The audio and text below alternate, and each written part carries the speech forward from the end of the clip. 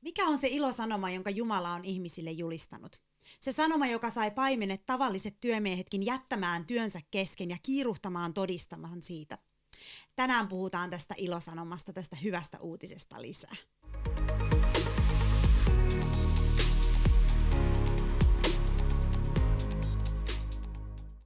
Tervetuloa kuuntelemaan Voicer-podcastia. Tänään me Rebekan kanssa, tervetuloa Rebekka. Kiitos. Mun tyttäreni Rebekan kanssa puhutaan siis enkelistä ja paimenista ja siitä ilosanomasta, joka tuli kaikelle kansalle. Ja täältä Luukkaan evankeliumin 2. luvusta tää löytyy tää tarina. Ja siinä oli se, että Luukas, joka kirjoitti tämän evankeliumin, kirjoitti sen Matteuksen ja Markuksen jälkeen. Ja siihen aikaan jo oli tullut vähän sellaista, minkä kirkkohistoria toi meille myös sitä, että oli papit ja sitten oli tavallinen kansa, oli ne työntekijät ja sitten oli ne tavalliset ihmiset. Ja Luukas halusi erityisesti tähän asiaan puuttua ja sanoa, että hei, alussa ei ollut niin. Kun Jeesus ja sanoma Jeesuksesta tuli, niin se ei ollut näin, se ei ollut Jumalan tarkoitus, että on joku eliittijoukko ja sitten on ne, jotka vaan niin kuin seuraa ja nyökkää ja taputtaa. Vaan hän halusi kertoa, että kuinka se pyhä henki voi olla kaikkien yllä ja kuinka se Jumalan voima voi ilmestyä kaikille ja murtaa sitä sellaista erilaisia tasoja kristittyjen elämässä, vaan sitä, että on se kansa, jolle Jumala toi ilosanoman. Ja se tässä tapahtumassa, miksi Luukas kirjoitti tämän tarinan meille, miksi hän halusi kertoa tämän paimenten tarinan niin tarkasti, että tavalliset ihmiset ja pyhä henki, tavalliset ihmiset ja Jumalan voima. Ja kaikki nämä tarinat, mitä siellä tässä Luukas kertoo tavallisista ihmisistä evankeliumeissaan. Ja kenties hän oli haastatellut näitä paimenia, jos ne olivat olleet esimerkiksi nuoria paimenia, niin hän oli ehkä haastatellut heitä ja saanut tietää heiltä tarkasti, mikä oli se fiilis, kun Jumala heille ilmestyi. Mutta tässä onkin tämä kysymys, miksi Jumala ilmestyi juuri näille paimenille, miksei hän ilmestynyt papeille Jerusalemin temppelissä tai jossain muussa, miksi hän ilmestyi paimenille? No todennäköisesti ne papit nukkuivat. Ja paimenet olivat hereillä. Amen. Totta. Se on hyvä syy keskellä yötä. Kyllä. Ja sitten yleensähän Jumalalla on tapana käyttää niin kuin niitä heikkoja ihmisiä. Niin kuin jos mietitään Gideonia. Ja niin siinä Jumala käytti pienempää sotajoukkoa, jotta voidaan sanoa, että se oli Jumalan voimasta eikä ihmisvoimasta. Kyllä. Joten Jumala ei tarvinnut niitä pappien tietotaitoa ja kokemusta, sitä mitä, koska ne papit oli vähän täynnä itseään todennäköisesti. No varmasti. Ja sitten siinä oli semmoinen myös historiallinen juttu, että se uskonto oli muuttunut tosi poissulkevaksi. Eli tarkoitan sitä, muistatko, että jos sulla oli vähänkään sairas, sä et päässyt, ja sitten temppeliin ja sä päässyt osallistumaan, rammat oli poissa ja spitaalitautista oli poissa ja mitä kaikkea muuta. Sulla oli pientäkin sellaista ongelmaa, niin ei temppeliin ja ei puhutakaan nyt sitten naisten asemasta ollenkaan. Siis että siellä oli siis todella semmoista poissulkevaa se koko uskonto ja entäs sitten suhtautuminen pakanoihin. Siis se niin kuin, että ei voitu olla pakanoiden kanssa tekemisissä tällä. Ja siis koko se juttu, niin kuin, siitä oli tullut hyvin poissulkeva ja Jumalahan ei ole poissulkeva. Hän ei ole semmoinen, että hän sulkee pois tietyn tyyppiset ihmiset, vaan kun tässä tuli tämä, niin kuin enkelit sanoi paimenille, minä ilmoitan teille suuren ilon, joka on tuleva kaikelle kansalle. Kaikissa tilanteissa oleville. Joo. Kaikille. Ja tämä on se hirveän tärkeä ymmärtää, että Jumala ei ole poissulkeva Jumala.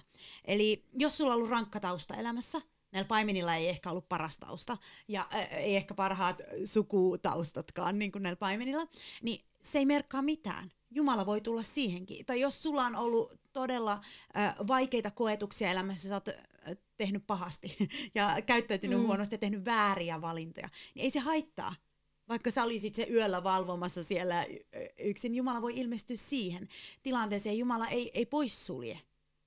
Niin se jotenkin ehkä tätä halusi myös kertoa siitä, että se ei ole vaan, ne papit ei ole ainoita tärkeitä tässä, vaan tämä koko kansa myös. Ja siinähän oli kyse siitä, että Jumala oli näyttämässä niin kuin hänen kirkkauttaan. Niin oliko ne papit sitten niin kuin liian täynnä sitä uskonnon pyörittämistä, että heillä ei ollut tilaa sille kirkkaudelle? Että paimenet saattaa olla just niitä, jotka oli tyhjiä astioita. Tämä on hyvä. Että Jumala tulee sinne, kato missä on tilaa.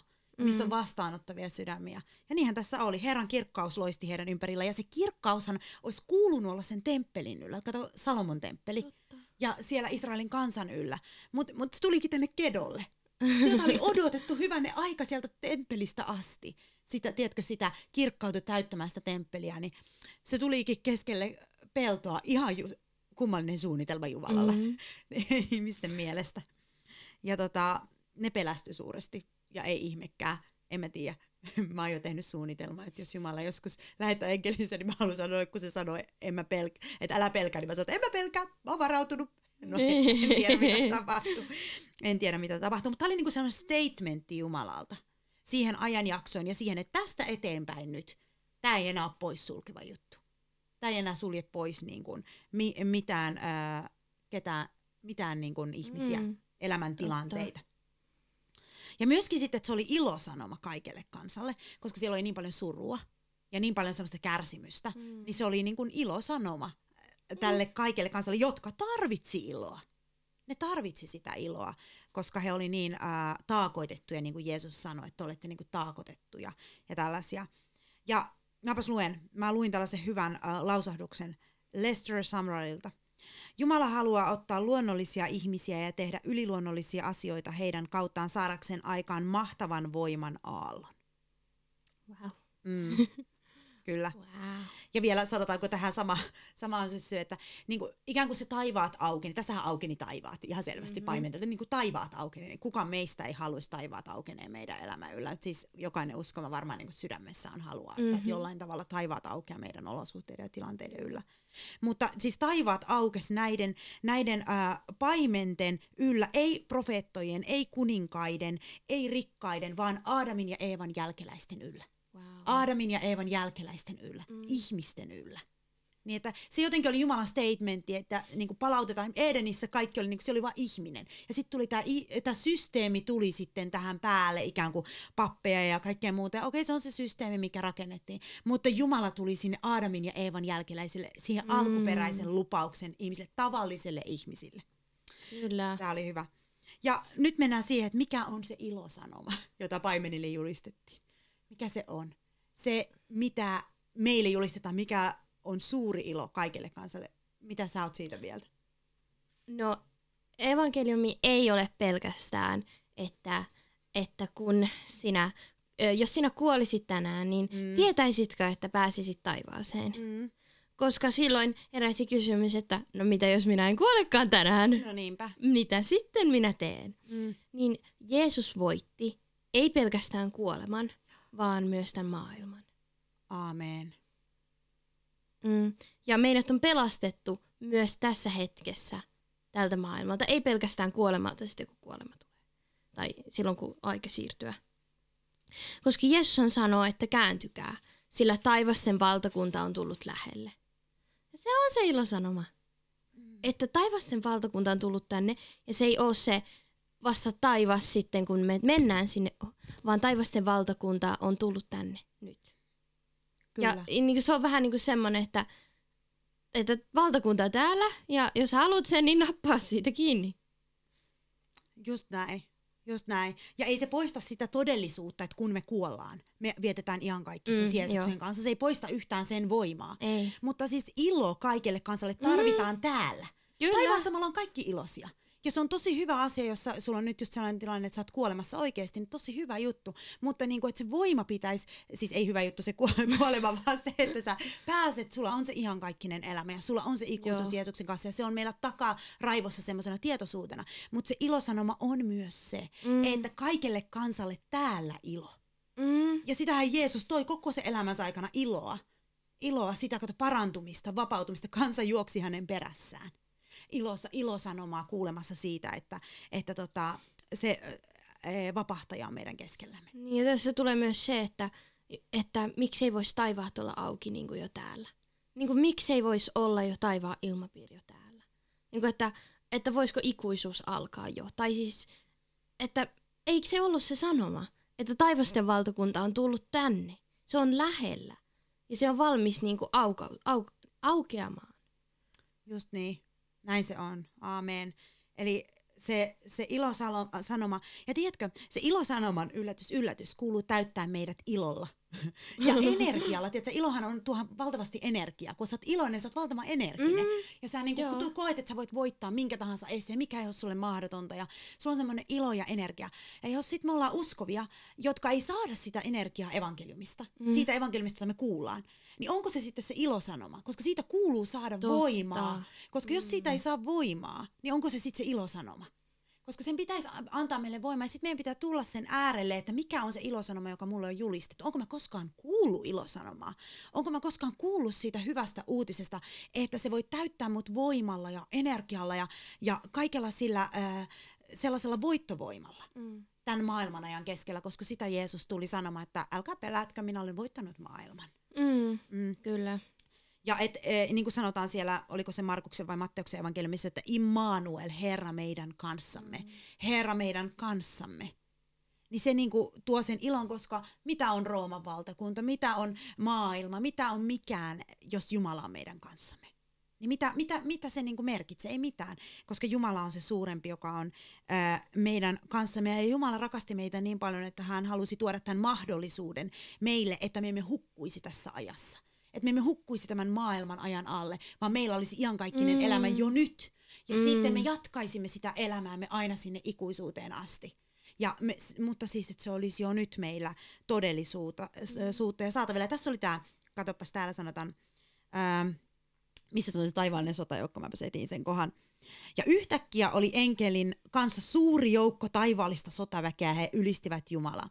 Eli siis tämä suuri joukko taivaallista sotaväkeä on saatavilla. Kyllä. Koska taivaat on auki, koska Jumala tuli alas, koska valtakunta on täällä, niin se on saatavilla. Niin se on musta ihana mahdollisuus saada suuri taivaallinen sotajoukko. Sano vaan. Se Jeesus tuli tänne maailmaan pelastamaan sen.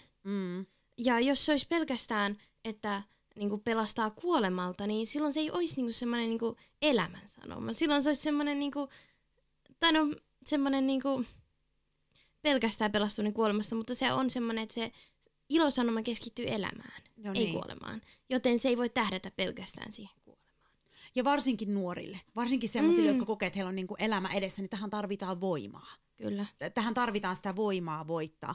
Ja se, että Jeesus tuli, Jeesus tulee ja Jeesus on tuleva alas. Eli siis, että se on niin kuin, hän tuli ja hän tulee yhä uudestaan meidän elämään, aina kun me tarvitaan. Ja hän ilmestyy meidän elämään. Ja enkelien sanoma, maassa rauha ihmisten kesken. Eihän sitä rauhaa voi saada tehtyä, ellei Jumala ole paikalla. Ja sitten, joita kohtaan hänellä on hyvä tahto, eli hän tuli tuomaan sen hyvän tahdon tänne. Ja se on musta ihana puoli tästä evankeliumista, vaikka me ei poista sitä todellisuutta, että me todellakin aiotaan viettää ikuisuus Jeesuksen kanssa, missä ikinä hän onkaan. Taivaassa, maassa tai sillä välillä, ja missä tahansa hän on. Mutta siis, että me saadaan ote tästä ilosanomasta, että se taivaan todellisuus voi olla maan päällä. Joo. No sano vaan, jos sulla oli. Mä ajattelin vähän tähän liittyen, että tuli mieleen, että siis Jumalan poika olisi voinut saada niinku minkä tahansa nimen. Mutta se Jeesus-nimi tarkoittaa, onko se hän pelastaa tai Herra pelastaa. Joo. Niinku että siinä kohti, kun Gabriel ilmoitti Marialle Jeesuksen nimen, niin se olisi voinut olla mikä tahansa, niinku jotain mahtavaa, niinku tällaista, mutta se oli Herra pelastaa. Se on jotenkin... Kyllä. Ja sitten tässä on nämä paimenet, ensimmäiset evankelistat, jotka kertovat tästä ilosanomasta muille.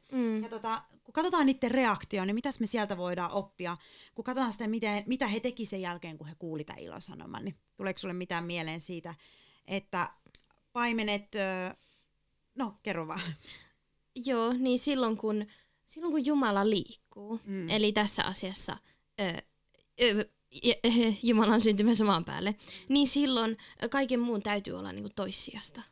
Silloin kun se tulee, että minulle tuli nyt tämä Herran enkeli tässä, niin silloin ei voi alkaa murehtia lampaista. No niinpä. Että vaikka lampaat on hyvä asia, niin silloin täytyy juosta Betlehemiin. Aamen. Tämä on tosi hyvä. Eli on semmoinen, että se menee ykköseksi, se menee ensimmäiseksi. Kyllä. Niin kuin, että silloin kun taivasten valtakunta on saapunut, niin silloin kaikki muu on niin kuin toissijasta. Se Se on totta. Ja sitten myöskin se, että täällä sanotaan näin.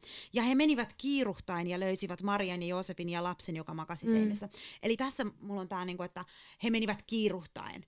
Että heillä ei ollut sellaista, niin kuin mä oon huomannut elämässä, että jos Jumala puhuu, ja sit sä jahkailet, ja sit sä ootat vaan silleen, että no onkohan se näin, vai eiköhän se näin, niin se ryöstetään sulta. Että kun Jumala puhuu ja sä koet, että hän puhuu, esimerkiksi me sanoo jotain rohkaisevaa tolle ihmiselle, tai anna tää rahaa lahja seurakunnalle, tai tee jotain hyvää tekoa, tai hyvää asiaa, tai muutosta elämässä, niin jos et sä lähde heti sitä tekemään, ja mene kiiruusti, niin se saattaa mennä se hetki ohi. Ja paimenet olisi ihan missannut tämän hetken. En mä tiedä, olisiko enkelit ilmestynyt sitten jonnekin muualle.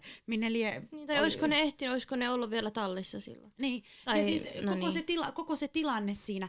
Ja että he lähtivät heti, kun se tuli. Että heille tuli se semmoinen sisäinen kiire. Ei vaikuta siltä, että heitä pakotettiin tai heitä ajettiin tekemään tai he oli hyvin surullisia, vaan he oli niin täynnä sitä iloa ja niin täynnä sitä elämää, että he niin kuin lähti heti. Ja he lähti, ja se on se, mikä voima ajaa meitä eteenpäin. Että me täytytään sillä taivaan ilosanomalla ja sitten me lähdetään kertomaan sitä toisille sitä ilosanomaa. Eikä sillä tavalla, että joku pakottaa meitä tekemään, kun näin kun on sanottu, että pitää tehdä näin. Niin siitähän tulee hirveän surullisia ja ahistuneita evankelistoja, jotka pelottelee kaiken maailman kauheuksilla ihmisiä. No ihan oikeasti. Siis että ei pelottelemalla valtakuntaa vedetä ketään, vaan se vedetään sillä ilosanomalla ja sillä hyvyydellä ja sillä, että Jumalalla on pelastussuunnitelma sun elämälle. Joo, mulla oli just tästä ilosta. Noniin. Että paimenet jopa palasivat kiittäen ja ylistäen sieltä seimen luota. Kyllä. Että se oli semmoinen, että kun Herran ilo tulee, niin se ei ole pelkästään semmoinen ilahtuminen, vaan Niinpä. Se on ilo, joka niinku tulee niinku sisälle. Ja silloin se on se voima sisällä. Joo. Ja jos ei sitä itse niinku halua pois, niin sit voi niinku elää sen kanssa, sen ilon kanssa. Ja se on tosi mahtavaa. Ja ne palasi sinne lampaittensa luo. Ja ne palasi siihen arjen keskelle ja ne piti kiinni siitä. Ja tämä on musta ihan hauskaa ajatella. Siis kuvittelen nyt, Jeesus oli silloin vauva. Hän ei ollut vielä pelastaja-aineesta siinä hetkessä. No sillä tavalla, että he tiesivät sen, että okei, se on syntynyt, mutta tässä menee ehkä 20 vuotta. Ennen kuin se toteutuu, se kaikki. Mutta silti he pystyivät pitämään, kun sä saat sen semmoisen ilon ja sen evankeliumin ilon, sä pystyt pitämään sitä kiinni niiden lampaittes kanssa ja niiden arjen juttujen kanssa. Ja sä pystyt pitämään siitä kiinni. Ja en mä tiedä, mutta mun käsitys on se, että he oli ehkä 2 vuotta siellä Betlehemissä ja sitten paimenet ehkä kävi vierailemassa useastikin siellä. Mä ainakin olisin, jos mä olisin ollut siellä paimenkerran. Miten sille pelastajalla menee? Niin mä nyt katsoin, että tarvitseeko se pelastaja jotain. Mutta en mä jäänyt sinne niin kuin ikään kuin katsoa, kun se Maria vaihtaa vaippoja sille pelastajalle, vaan mä menin sinne elämään ja mä kerroin sitä niin kuin kaikille. Ei se yhteen kertaan jäänyt näillä paimenilla, että he kertoi vaan kerran, vaan he kertoi useasti sitä, että kyllä se niin kuin sen verran kuitenkin Jumalan kohtaamiset on sen verran mahtavia asioita, että niitä kerrotaan usein. Ja Jumala järjestää tilaisuudet niihin ja mahdollisuudet kertoa niistä. Kyllä. Eli ei anneta se meidän harkinta ja se meidän viisaus, että no kannattaako näin tehdä vai eikö kannata tehdä. Niin joskus se, niin se epäusko ja pelko pukeutuu sen semmoisen näennäisen viisauden taakse, semmoisen harkinnan taakse, vaan ollaan rohkeita. Ja jos Jumala sanoo, niin tehdään. Ja mennään kiiruusti tekemään se asia. Ja siitä just tunnistaa sen, että onko se Jumalan juttu siitä, että onko siinä ilo. Koska jos siinä on se pyhä henki ja ilo, niin silloin se on Jumalasta. Ja sitten kun ne lähtivät ja he menivät kiiruhtaen, niin he löysivät Marian ja Joosefin. Eli tämä totuus siitä, että he lähtivät ja he löysivät. Ja sitten jos olisi jäänyt, he ei olisi löytänyt. Tämä on niin oikeastaan sellainen tosi syvällinen totuus. Eli että meidän täytyy lähteä siihen suuntaan ja me löydetään. Ja sitten jos me jäädään vaan siihen meidän juttuun ja ei lähetä se Jumalan sanan mukaan, niin sitten me ei löydetä. Ja he löysivät ja heistä tuli mahtava. Heistä tuli itse asiassa suurempia sankareita kuin ne papit, jotka siinä aikana eli. Niin näistä paimenista tuli suurempi tarina, jota kerrotaan vuodesta toiseen niin kuin sellaisena mahtavana tarinana. Heitä muistetaan. Ja kun sen heidän rohkeutensa ja sen heidän lähtemisensä ja sen heidän löytämisensä ja sen seurauksena heitä muistetaan ja vieläkin kerrotaan. Ja heillä oli ilosanoma ja he oli iloisia siitä. Onko sinulla vielä jotain mielessä tähän Muistiinpanot loppui. Okay. No niin, mutta siis kun me otetaan tämä todellinen ilosanoma, joka on sekä taivaassa että maan päällä, Jumalan valtakunta on täällä, niin kun me otetaan se meidän elämään, että Immanuel, Herra meidän kanssamme, niin se antaa meille voimaa kaikenlaisiin tilanteisiin, arkeen ja haasteisiin ja toteuttaa Jumalan tahto. Ja sen takia se on niin hyvä uutinen, koska me ei olla menossa omassa voimassa, eikä olla menossa oman viisautemme kanssa, Kyllä. eikä meidän edes tarvitse olla kovin viisaita. No niin. Kiitos sulle, kun sä oot ollut kuuntelemassa tätä meidän pohdintoja täältä Luukkaan evankeliumista, enkelistä ja paimenista ja siitä, miten Jumala toi ilosanoma meille. Ja se ilosanoma ei ole muuttunut. Se on edelleen sama, mikä se oli paimenille, se on edelleen sama meille, että Jumala on tullut alas meidän luoksemme. Immanuel, Herra meidän kanssamme, pelastaja on täällä ja hänet voi löytää, jos häntä etsii. Ja sä voit vierailla voiser.fi-sivuilla ja lukea blogin tästä aiheesta ja tulla taas seuraavalla kerralla mukaan kuuntelemaan podcasteja, kun me puhutaan siitä, miten me säilytetään meidän usko palavana ja miten me säilytetään meidän usko kestävänä ja miten me säilytetään tämä ilosanoman ilmapiiri meidän sydämessä ja elämässä. Niin tuu mukaan taas seuraavalla kerralla.